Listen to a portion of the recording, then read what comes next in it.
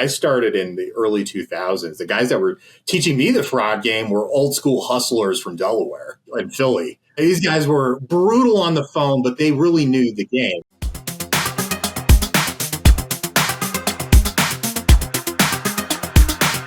Hey all, great to be here. Very excited about the podcast, and I'm Ronan Burke.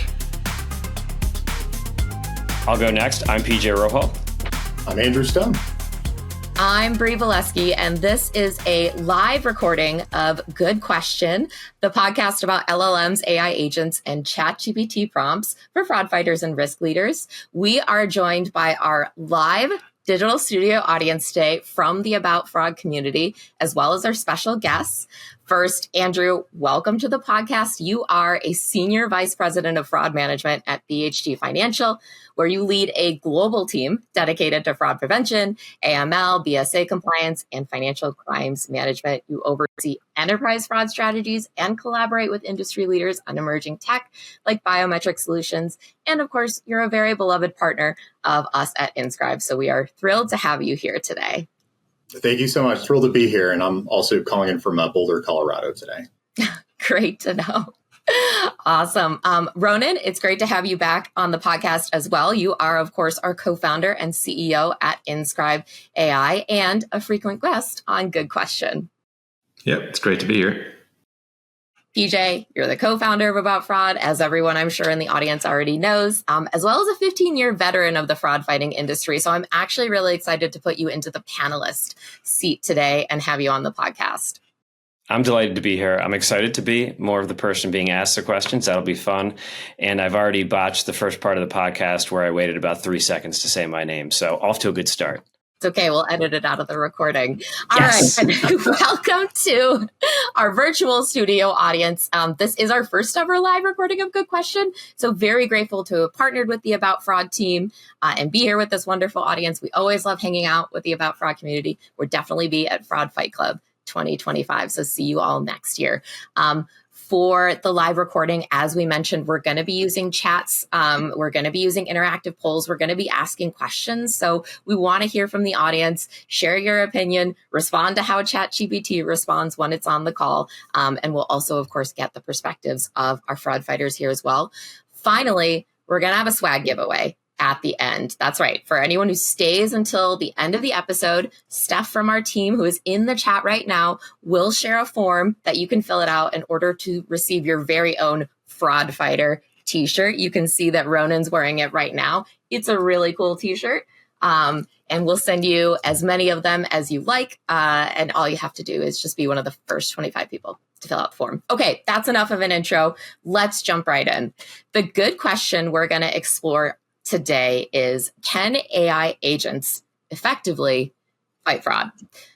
There's a lot to unpack here, including what exactly even is an AI agent. I think we as a society and industry are still coalescing on a definition. So Ronan, I'm going to turn it to you first. As an engineer, co-founder who's been at the forefront of helping risk teams like work with machine learning, now large language models, you're going to be our de facto technical expert and help us understand what's an LLM, what's an AI agent, and why is there so much excitement and potential around these technologies right now?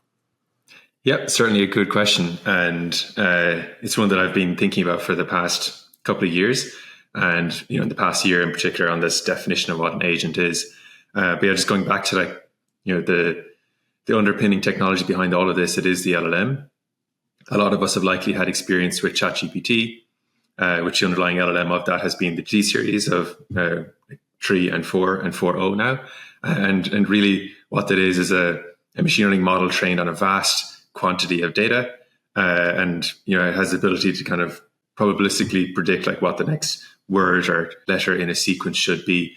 But with that technology, it has the ability to think and reason and, summarize and work with data in ways that humans were previously only able to work with data. And so if we take that as our understanding of an LLM, an agent is, a distinct concept that was enabled by it. So for me, the definition I like to, take for the definition of an agent is when you give an LLM an objective.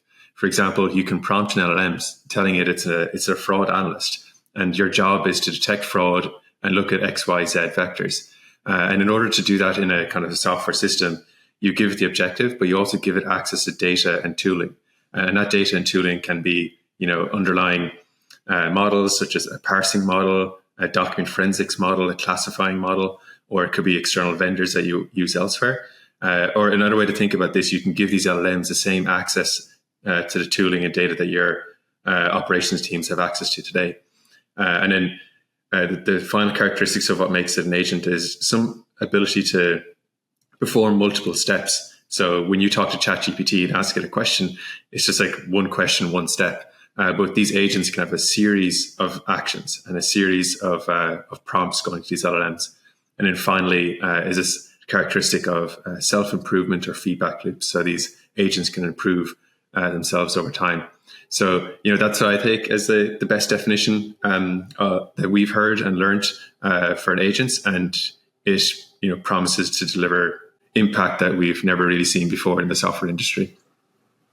Yeah, we're going to see a little of that in action when we pull up ChatGPT today, because we are going to give it prompts that say, imagine you're a fraud fighter.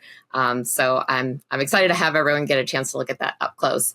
Andrew, you're an experienced fraud leader in fraud prevention. Like, how do you think about AI tools right now? Just not just right now, but also thinking about 2025 and perhaps AI agents playing a role. Yeah, no, so super good question. So the dimensions that I think through, especially along the lines of fraud strategy and then fraud operations. So, your strategy more or less is, what am I looking at to detect the vectors of risk that are coming to my business? That's a risk reward optimization trade-off, an agreement you have with the rest of the stakeholders in the business. And then if you do all of that right, you can take down better market share, you have better customer experience, et cetera. The way you get there, kind of in the current framework, even with some of the machine learning supported model development, stuff like that, it works good, but there's still a huge amount you have to do on the human side that leads to a metric that I call toil. You think of serfs toiling on a farm on a castle. The toil really is one of the hardest things to optimize for, I think, in the current business environment. And I've done this across, many businesses, even some very large brand name ones, but the ability to navigate an investigation, to pull in disparate sources of information, and for that process of the person or analyst to be able to do all of that, on average, even in our current workflow, to do a fraud app review, it's engaging probably one internal system of record. A second system of record that might be more, at least for us on a lending side for a bank, is probably between your core and other platforms. And then you have outside resources like some investigative tools that aren't exactly housed inside of a model. You look at 15 to 17, 20 minutes for just to get started to make an accurate decision. And, as we'll probably talk about later, accuracy is, such a huge metric in my mind, because it really helps inform your fraud strategy. If you are not having accurate outcomes to an investigation, the strategy is going to be polluted or become inefficient over time. So the way I look at AI in this, and what I've seen demonstrated both, in our work with Inscribe and their new solution, which was really my first deep exposure to how the generative capabilities and the way I kind of think about the AI agents too is really just brilliant engineering of disparate data sources into an accurate collective package has been, we can cut our toil time down on some of these systems because it's accurately pulling in the disparate data into one investigative view, and also highlighting information that my team would have had to do open source, other places. And I think, for us, AI agents kind of brought down, for at least our documentary review and due diligence piece, 99% in some cases. So from like an average of 17-minute collection down to about a minute, which the AI agent packaged everything accurately and nicely with some highlights that my team would have spent another 2 minutes sussing out of information, or potentially could have missed. When you toil a lot, your accuracy of investigation goes down. That always becomes an audit issue, and that becomes an issue of like QA. And did you find it? Different contexts could have been seen by two different people. So really homogenizing those results into like, this probably was the core thing to look at. So strategically, it's been a big game changer for us. And I do see that as the future over coming 5 years. And I think it's going to be a big industry mind shift. I love this concept of toil. And I think it's first of all, I think it's both practical, but it's also a little emotional where it's like, gosh, this is like harder than it should be. But also just really honing in on the idea of like, one of the biggest challenges in risk is it's very rarely like a binary one data point is like it's risky or not risky. To understand risk, you have to connect all these different data points to like really tell a true story. And AI agents are good at collecting and like analyzing large amounts of data over time. And so it's one of the key areas that I think they can provide impact. Okay, PJ, first off, your typing on your keyboard is a little loud. If you can mute yourself when you're typing, I would be like so grateful, my dude. And then also, any thoughts from you on all of the comments that have been made already, especially with your experience from what you hear from members of the fraud fighting community? Absolutely. So that's strike 2 for me, 3, and I'm just going to get kicked out of this. But I did unmute Andrew, so that's a plus for me. But right. No, so I don't want to I don't want to reiterate everything Andrew just said. I will kind of plus one some of it, which is AI is first off not new. It's mainly been used from a risk score standpoint, not to optimize and reduce the toil of fraud ops analysts, which is what excites me here from a generative AI perspective. Machine learning, AI, kind of risk scores, that's been done and is still super important. But being able to make human beings more valuable in their roles and doing things that make them more efficient not only improves probably the quality and the accuracy, it also improves the morale of the team. And you don't have people sitting here being like, why am I doing this? And that wears on you over time in operations-based roles because you're doing repetitive tasks and you're internally saying, man, I hate the fact that I have to do this type of repetitive task. It's not stimulating my mind. It's not it's not the things where I think I can really add extra value. So, those are my thoughts. Nice. I totally agree. I think that's a lot of the conversation that we've also been hearing and participating in related to AI agents is just that, like, let's automate what can be automated and let the human beings do what they're best at, which is the more nuanced work, the more strategic work, the optimization and strategy setting and analyzation of how things are working. And we know that efficiency and scalability of LLMs and AI agents are so critical, not only because that's what risk teams are attracted to about LLMs, because those are the benefits, also what's attracting fraudsters to LLMs. So they're utilizing dark LLMs like Fraud GPT and Worm GPT, which are LLM products that are sold on the dark web and Telegram that don't have those like built-in controls and limitations to, create content or facilitate criminal activities at potentially a speed and scale we haven't seen before. Fraud GPT in particular is a dark web tool with a subscription-based pricing model. People can pay $200 monthly or $1,700 a year for a little savings. But there are threat intelligence teams that have tested it and said they were pretty easily able to create bank-related phishing emails. They only needed to format their questions, do a little prompt engineering to include the bank's name, and Fraud GPT did the rest, including suggesting where to insert malicious links and such. So when you hear about something like that, Andrew, as a seasoned fraud leader, I'm really curious to get your thoughts. Yeah, absolutely. Everybody can hear me now, right? Yes. Sorry. Yeah, so a couple of things I like to think through on that. I do want the community, both vendors and fraud strategists and architects and just fighters in general. There is some overselling, I think, of what the capabilities on the market now are. I still think, for the most part, there's a ton of parity between the strategy and solution side versus what the bad guys have been able to leverage, at least across a few different dimensions, right? I'll get into the ones that actually are, I think, successful, scare me, and I've seen them deploy successfully against us. But the ones that I think that, unless you're a smaller firm that really hasn't bolstered or modernized infrastructure, really what I see on the Telegram channels, Signal channels, everything else, and there's been an intelligence project conducted. I don't want to misattribute who completed it, so I won't say their name right now. It's one or two people. They'll hate me if I get it wrong, but they did a pretty widespread study of Telegram from January to current.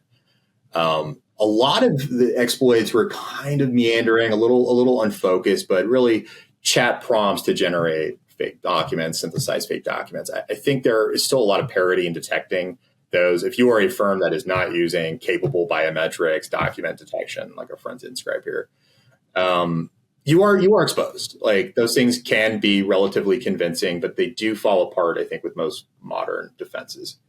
For the most part, look, everything can be beat, and we play a game of optimization. If you're getting 99% or your top 3% risk covers 95% of those threats, then you're probably still in good shape, and you just do what you can with other controls.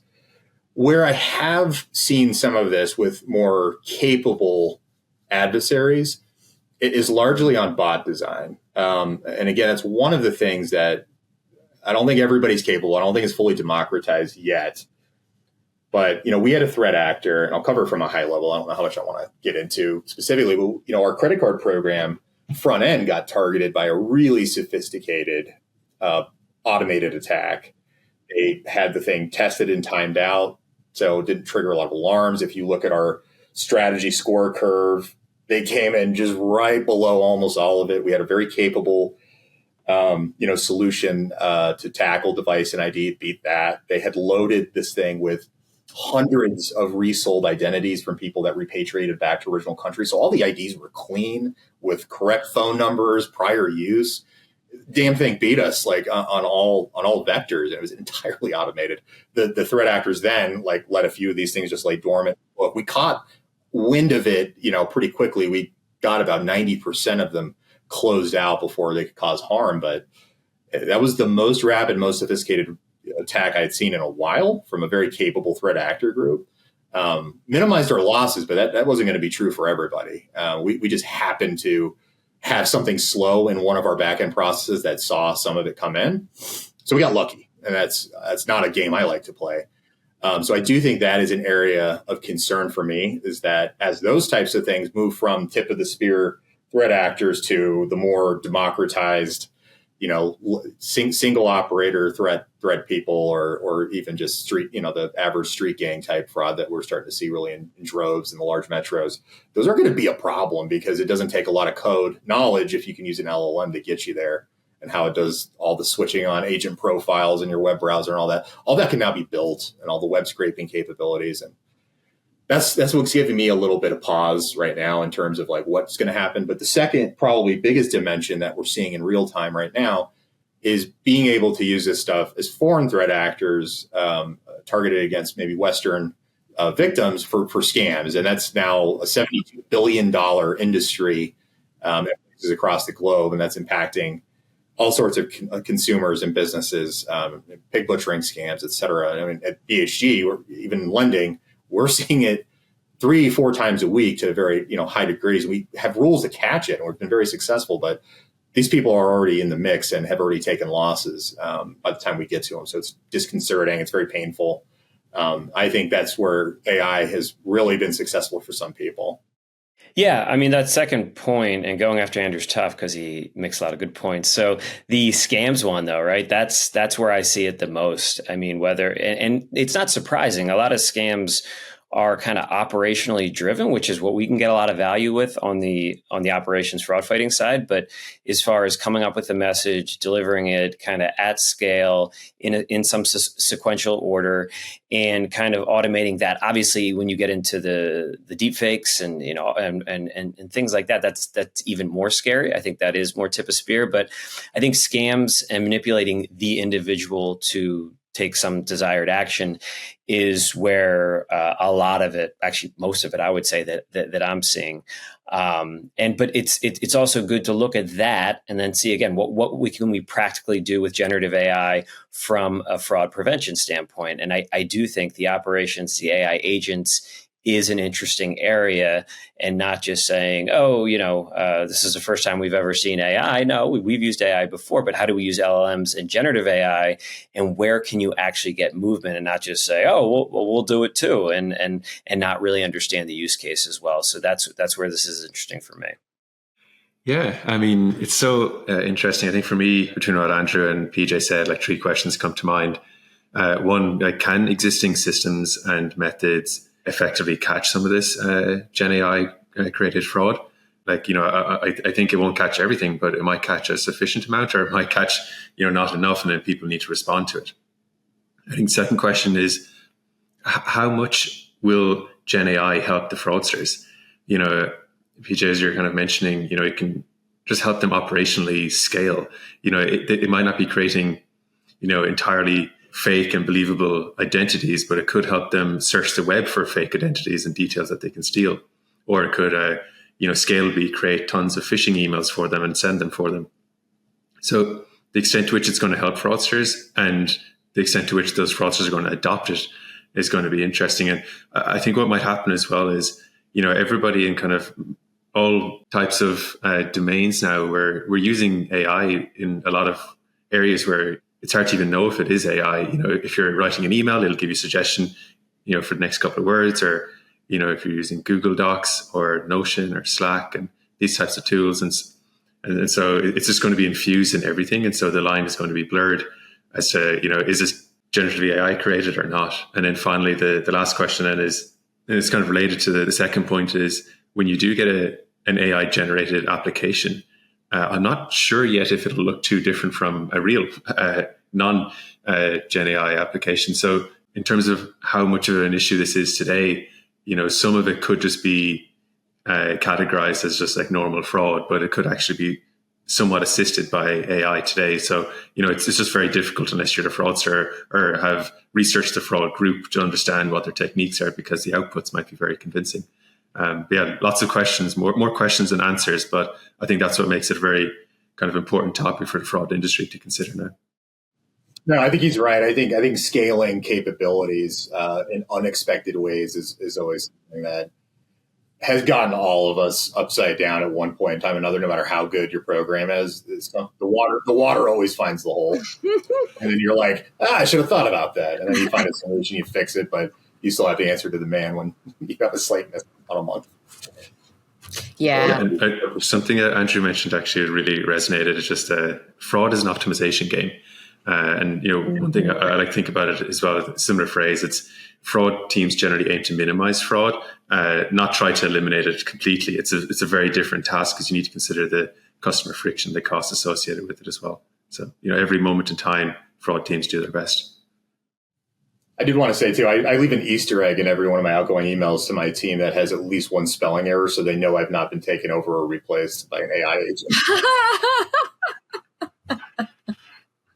That's an excellent fraud defense. Okay, well, since we're talking about LLMs, why don't we bring one into the podcast? I'm going to pull up ChatGPT on my screen.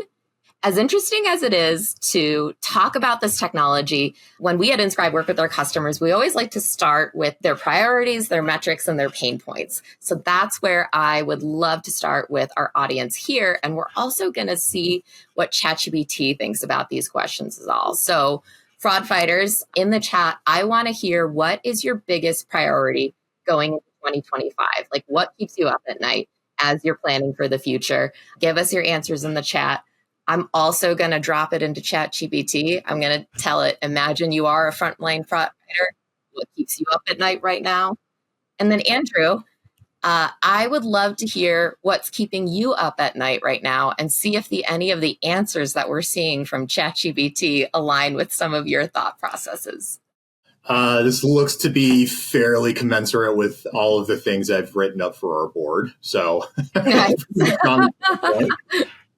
for me, I would probably move resource limitations up right now. I think everybody, at least in the U.S. finance world, at probably at least our stage of company, we're a little bit older, we're not really a startup, but is resource fighting. Like, I have all of like the things that I know I probably need to do, but it's been really challenging to get the resources in for either new integrations, new capabilities, staffing and stuff. So I think everybody still kind of has the hangover of the interest rate environment, the economy slowing down for that tick there. I think that's definitely at least number one for me. And then, sophistication changes. So really, changes in the fraud environment are something I keep a really close eye on from a strategic level. Scams, like I'm seeing that in the chat quite a bit. Alpha fraud just got called out. Like, we've had at least 10 calls to one of the state's regulatory agencies to handle elder abuse situation. Very dire. Scams is probably number 3 on my list, and getting that prevented is really a top of mind. I think if you're a USFI or even fintech, that should be up there for you, especially where I see the government going with their inquiries to JP Morgan and others, regulating the legislation that just passed in California. Everybody should be on notice that depending on what administration takes office next year, regulatory oversight on scams and abuse is probably going to be front and center for the consumer agencies. Yeah, absolutely. And I do see that a lot of our audience is calling out scams. See romance scams in the chat too. It's interesting that ChatGPT didn't call that out. It's always like the limitation of when was the model last trained. So like as we as humans are picking up on what's happening right now, whereas ChatGPT is like a little bit behind in terms of staying up with what's du jour happening of the day. PJ, what about you? What are your thoughts on audience responses? What's keeping you up at night, or what's keeping community members that you talk to up at night? Yeah. And I think for ChatGPT, the increasing sophistication of fraud schemes and the deep fakes and all this stuff under there probably you could bucket scams in there, just they didn't say it specifically. But I would say 2 things, well, a lot of things, but I'll give you 2. One is the threat landscape. Like there are so many different types of fraud that can exist. And it's not like credit card fraud doesn't still matter. I see account takeovers in the chat. These things are all still real. We've gotten a little better at the third party fraudster, the actual fraudster going in and using stolen credentials to apply for an account or make a payment. And this kind of dovetails into my second thing is who's committing the fraud, the genuine customer. And I mean that in a couple of ways. One is like first party fraud is where you're intending on defaulting on a loan from the beginning. It's not a credit risk. It's just like you're gonna bust out on this. That kind of goes in with synthetic identity fraud, which isn't even a real person. So first party all the way into scams, which is different than first party, but similar in the sense it's your genuine customer who is doing these things. They're being manipulated. So when in the beginning of fraud controls, it was okay, the criminal's coming in, the third party, it's not their information, it's not their payment, it's not their account, it's not their device, it's not all these things. If you have the genuine customer who's logging in and doing these things, that's really hard. So I think, that's just something that holistically extends across scams, kind of connects to first-party fraud, and is the hardest type of fraud to stop while still being conscious of credit card fraud and third-party fraud and fraud that has been going on forever. We'll echo the first party of. So, for those of us that know us, we're BHG Financial, one of the largest high principal lenders in the country. Our average loan size, really pretty up there and pretty long terms too. Of my losses, successful losses in the last 3.5 years, it is 98% first party. Things like Inscribe helped us detect that. Our primary vector was, true person manipulating current compensation or still active, especially when the economic environment started deteriorating. So that is likewise really, and I'm seeing that in the chat too. It is a vulnerable spot. I think in the ecosystem is continuing to put controls on our true customers that will pass every model except for the deceit they bring in right at the end. Yeah, I think genuine customers is also, it's hard even to say genuine customers sometimes because it's like, really? Like, I think fraud, intent and kind of where you are and your morals and kind of what you will and won't do. It's not all organized crime and we're doing the worst of the worst. It's, what, if I can get away with it, the bank has plenty of money, whatever, I'll do it. And people are just assholes sometimes. Yeah, and no one wants to think that it's their customers who are actually the ones committing the fraud. Like we want to trust our customers, just like our customers want to trust us. So there's even this sort of like emotional level of betrayal. So really interesting to see the first party fraud continuing to be a bit of a challenge for folks. Ronan, what are your thoughts on some of the responses from ChatGPT, our panelists, our live audience in the chat? Yeah, and I can also kind of provide some color as to what we hear from our customer base as well. And the one thing that kind of sticks out for me, and Andrew, you also hinted at, is just trying to tackle these emerging threats, increasing regulation, more and more customers with fewer resources. I think that all this stuff is kind of manageable if you have enough investment, enough resources. But in today's environment where interest rates are higher, teams and companies are asked to be more efficient with everything. And we've seen operations teams be squeezed quite a lot, investment into new tooling squeezed quite a lot as well. And so to keep up with these emerging threats and just like the general complexity of being a risk team or a fraud team in today's environment is super challenging. It is obviously convenient that AI has improved so much in the past couple of years. And I do think that can be an escape valve for some of this pressure to really help these teams and just take off a lot of the kind of repetitive work that can be automated, such that they can actually just keep their heads above the water and, keep up with these emerging threats and allow fraud teams to focus their time on the most sophisticated attacks. But yeah, I'd say point number 6 here is kind of underlying a lot of the defenses and efforts that we put into, detecting a lot of the fraud vectors that we're seeing here in the chat. Nice. Yeah, absolutely. Okay. So now that we've talked about priorities, I want to hear about metrics. How are we measuring and managing these priorities? Our audience will see a poll on the screen. I'm also going to ask ChatGPT to respond. ChatGPT is focusing on fraud detection rate, false positive rate, and losses avoided to detection. So it's just pretty correlated to the responses we have here. But Andrew, I'm going to go to you first. Like, what metrics matter most to you in your world?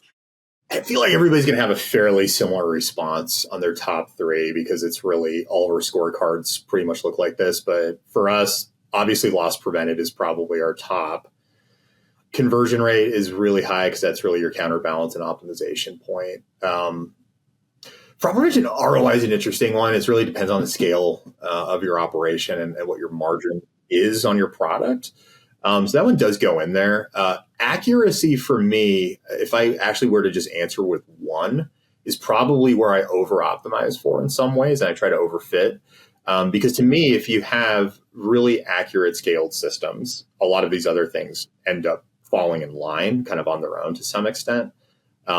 A new metric that I am really, really looking at is as we are scaling a lot more higher risk digital business channels is going to be that automation rate, just because there's a lot more we can do from analytic methodology that don't necessarily require review, and we can set more of a scorecard basis for our turn downs or our step up validations. That's probably where I'd focus in on for my top 3. Nice. Yeah, it seems like the audience is agreeing with you as well. Our top answers are number 1, fraud losses prevented. Number 2, actually, fraud prevention ROI is number 2. And then number 3 is fraud review accuracy. PJ, what are your thoughts?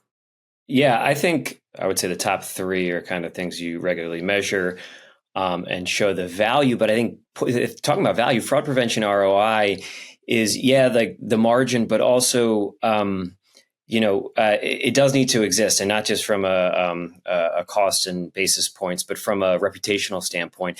And the better we're able to articulate fraud prevention ROI from an executive level, the more we're going to get buy-in for budget and resources that kind of comes back into all the other things you just mentioned, losses, so you'll have more people, you have better tools, you have better processes, you'll have funding to invest in tools for automation rate. So I think that's a really important one, whether it's the most important of the other ones, but I think especially if you're a senior manager, all the way up to leadership and exec roles, being able to tell that story with numbers, but also with a kind of an impactful message it really just helps your team overall, because it puts them on the map in the company.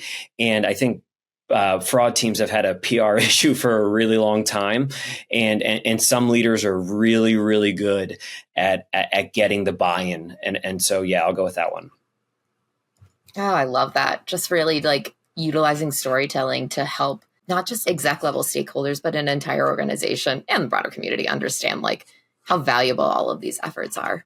Okay, awesome. Let's move on to our question about pain points. So we've got our next audience poll that's coming up.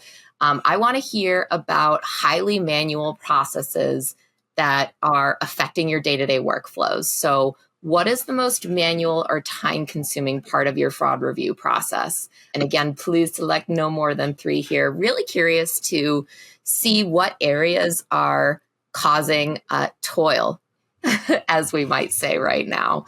And I will also ask ChatGPT to imagine if it's a fraud fighter.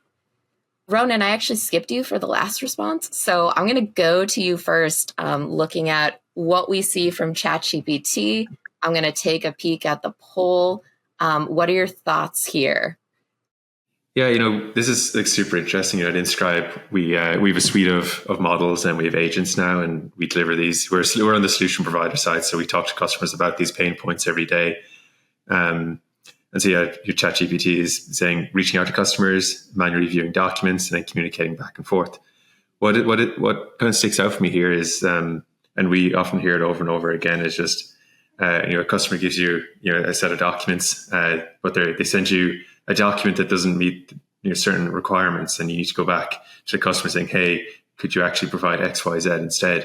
And then they send you another version, but that one turns out to be too old. It's not recent enough. Then you ask them again, and then there's like 2 or 3 days in between each back and forth. So things like that can be very time consuming for review teams. And then when you actually get into the review, the review of the customer information, it has this tendency for good customers where everything is in order. It can be relatively fast, but like still be very vastly improved. However, for cases where it's there's something suspicious, or it isn't quite all the data you were looking for in exactly the right format, that's when case times and review times can absolutely balloon and throw off your overall like average processing times.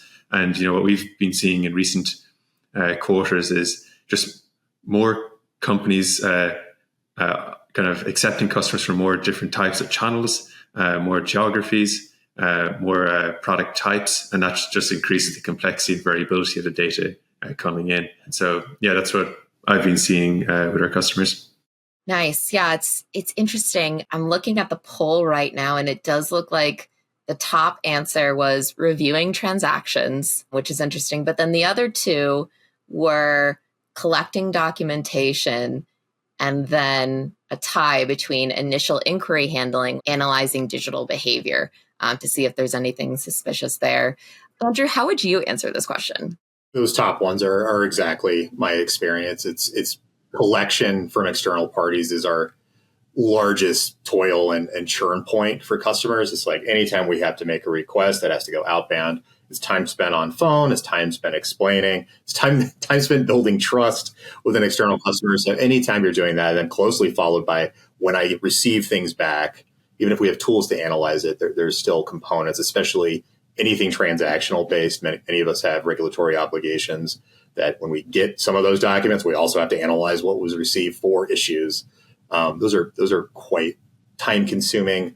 They are open to different rule sets and opinions depending on what your business strategy is or what market you serve. Those are the pain points that I still continue to see for us. It generally can add 30 plus minutes in just review time, and then it can be in some cases days, especially for us as a lender, to actually get that information back, processed, and ready to go for a decision. So, absolutely. PJ, what about your perspective, both from your experience on the front lines, but also what you hear from other fraud fighters?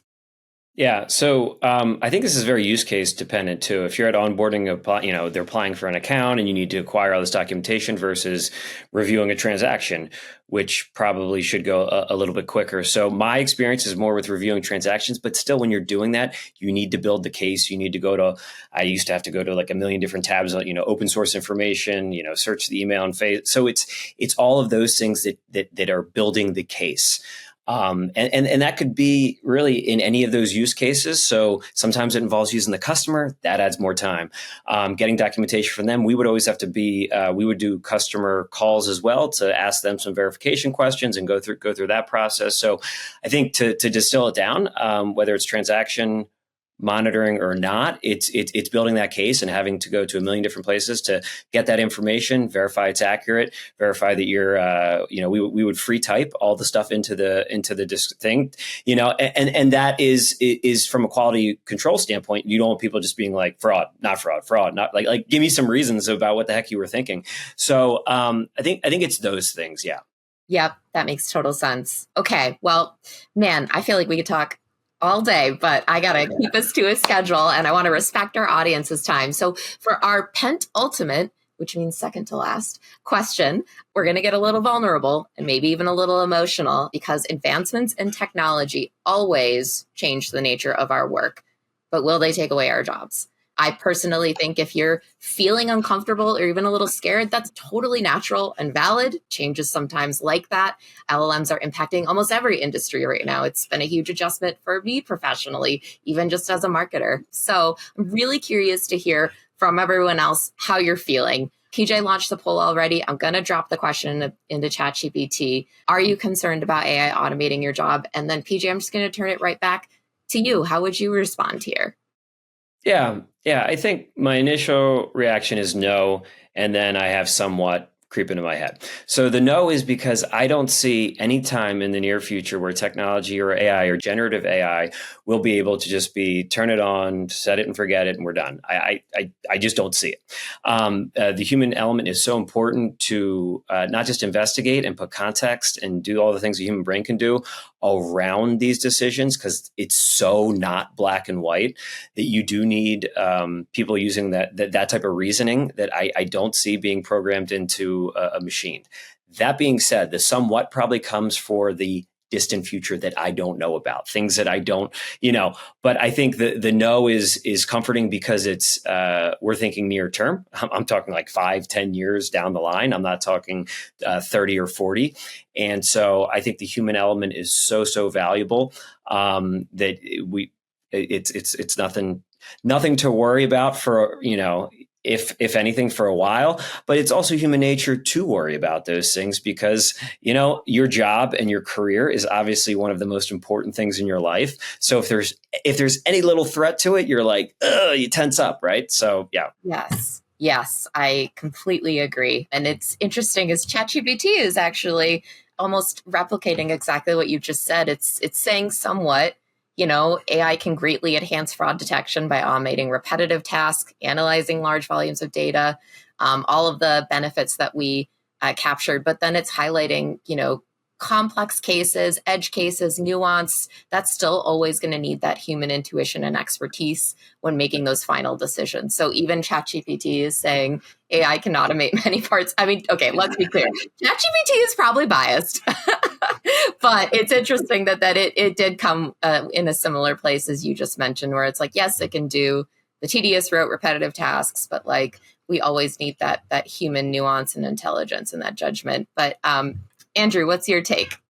This is a nuanced conversation in some ways. You have to take it down a couple, like maybe expand a few layers. Do I see it replacing me? Probably not. I don't think, or it could be, but at least from my vision point, I think with experience, like a certain level of experience and architecting and providing solutions, and even to PJ's kind of last point in the last conversation, being able to present business case, ROI, and really getting to optimal outcomes, I'm probably not at risk. I would say probably your strategy and analytics layer, also probably not at risk. I would be less confident in our more junior roles over a span of 3 to 5 years. I do think on balance, there's probably a reduction in opportunity in those roles long term, which actually becomes a problem. I think we hit an imbalance at some point of everybody on this call that is a fraud professional knows this. None of us went to university for this. It was a job you fell into by accident, and you just happened to be an addict or hyper focused. Just like, hey, this is the greatest job in the world. How can anybody do anything different?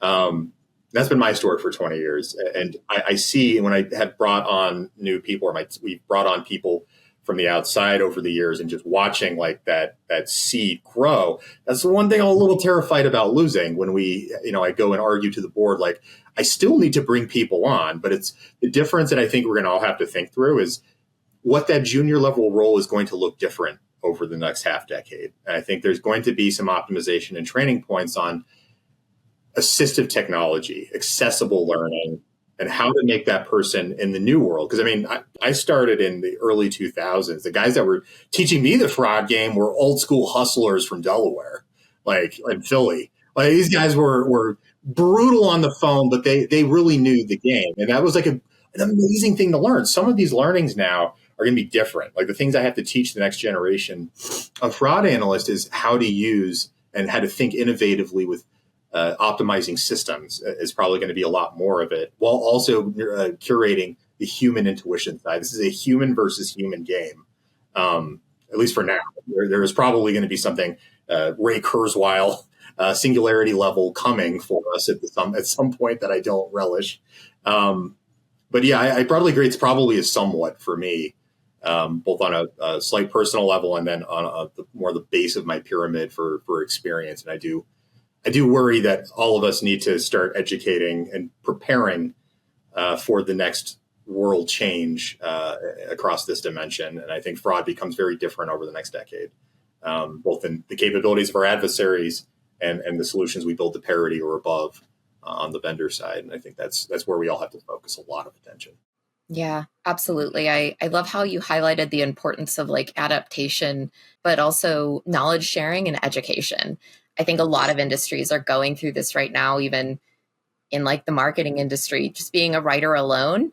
Okay, please don't come at me in the comments. I'm a writer myself too, in my defense. But, now it's like instead of just being a freelancer's role of just writing evolves into being like a manager and editor of LLMs doing all the writing. And so there is this aspect of people adapting, but also like us helping each other adapt and learn what this new world means for the industry, for any industry, but especially the more nuanced industries like risk.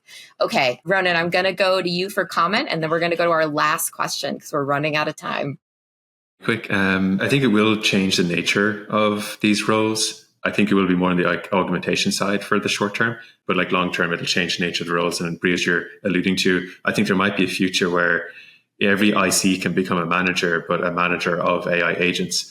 And they'll be kind of managing and orchestrating and reviewing and helping them improve in their performance. However, another point I like to think about with this whole AI shift is, when you do adopt AI and AI agents, it can deliver a better customer experience. It can allow you to be more operationally efficient such that you can, have a better profit margin as a business. And when you've those two things, you can grow. And when you grow, you can invest more. When you can invest more, you can hire more people. And so, I don't think, the world generally in a lot of economies aren't generally like, zero sum games. And so I think the pie can get bigger. And so I do think there may be a divide here between companies who adopt AI and agents and those that don't. However, I think the ones that do adopt, they'll actually just increase market share and be able to invest more. So I think there is a case here to be made that, that the nature of the job will change, but there will be and could be more of them. So it's a question of, are we going to adapt? If we do, you'll have growth opportunities and, but you have to kind of change the way you do things. But I think that's the real dilemma here. Well, I think our audience is more optimistic like you, Ronan, because actually 50% said no, they're not worried about AI automating their job. About 37% said somewhat, and 13% said yes. So I love the courage in our audience. I admire you guys. But for our last good question, I'm very curious then, based on that response, if the fraud fighters in our audience are thinking of deploying AI agents. Capgemini recently released a report titled Harnessing the Value of Generative AI, in which 82% of surveyed companies said they plan to integrate AI agents within 1 to 3 years. That research surveyed over 1,000 companies, each with revenues in $1 billion or more, and only 7%. So they had no plans to integrate agents.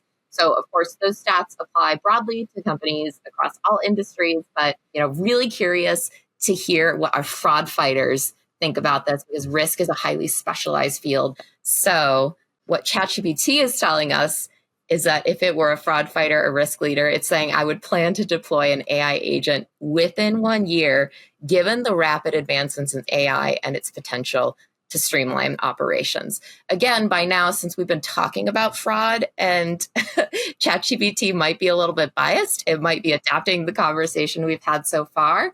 But I want to hear from our human panelists. Andrew, what would be your take here?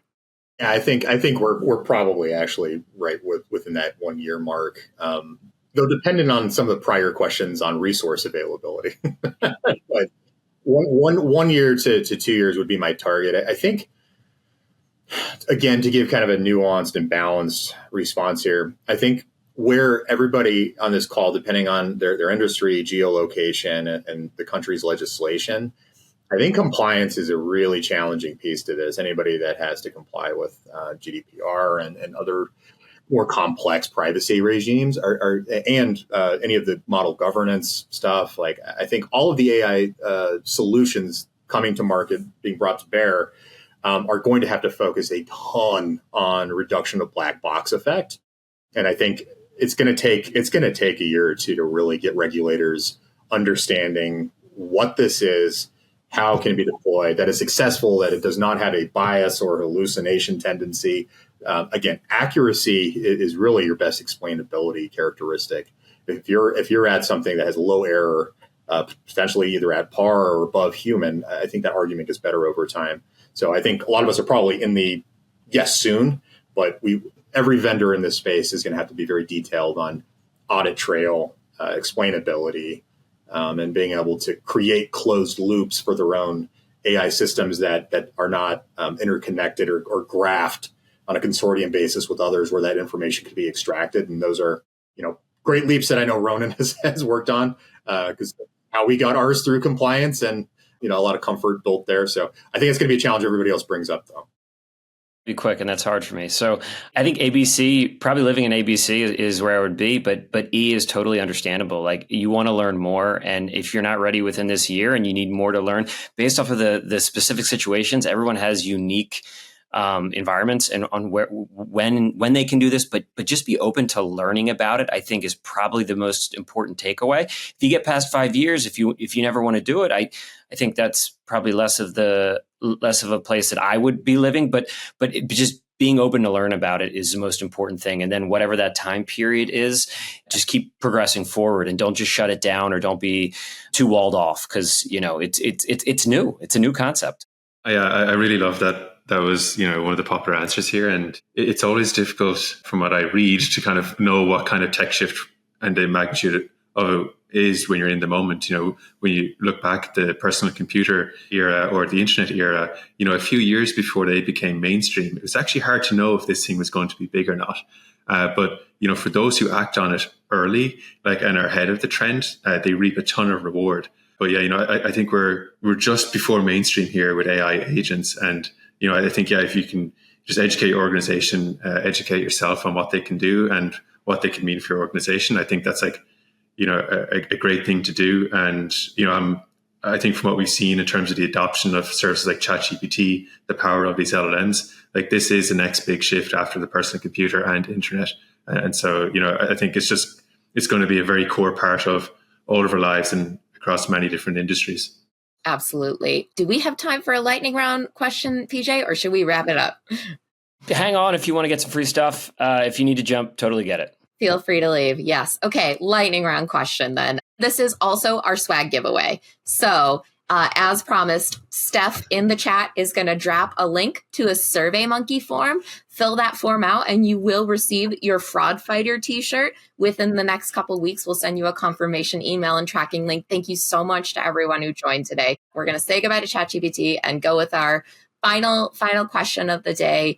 Andrew, PJ, Ronan, you can answer in that order. What is your one piece of advice for fraud fighters and risk leaders as we look ahead to 2025? They're filling out the chat. I can't remember if I'm supposed to go first. So I will go first. So it's kind of a weird answer maybe, but don't live out of fear. I think fear makes us scared of technology, makes us scared of the fraud attacks. It cripples us. So just be open-minded and always trying to learn more and press into those areas that are a little scary, whether it's skilling up yourself to be as relevant as you can be in your role, whether it's looking at these fraud attacks and being like, holy cow, what can I actually tackle and make a difference with in the next, 3 to 5 months. So fear can cripple you.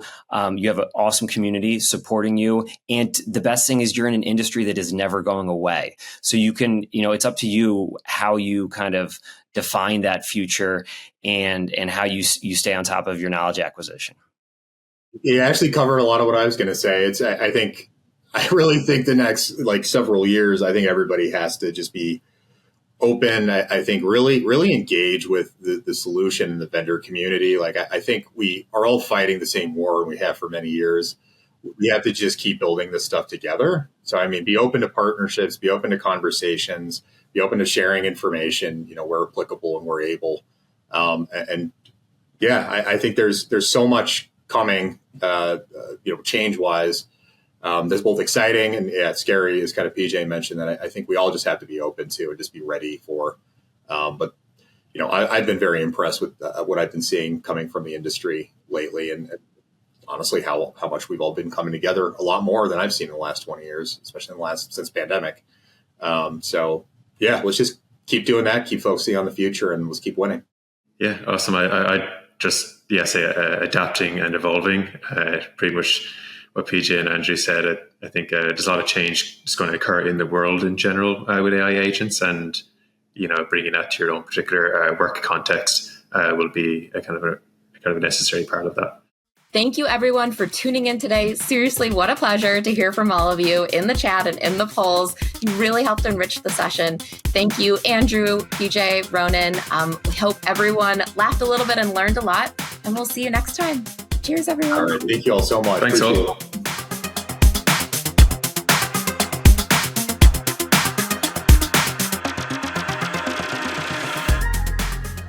The gates are open. The room is filling up. We have about 30 people so far. But not everybody can be exactly on time, myself included, unless I have to be here on time. So let's give everyone a minute or two.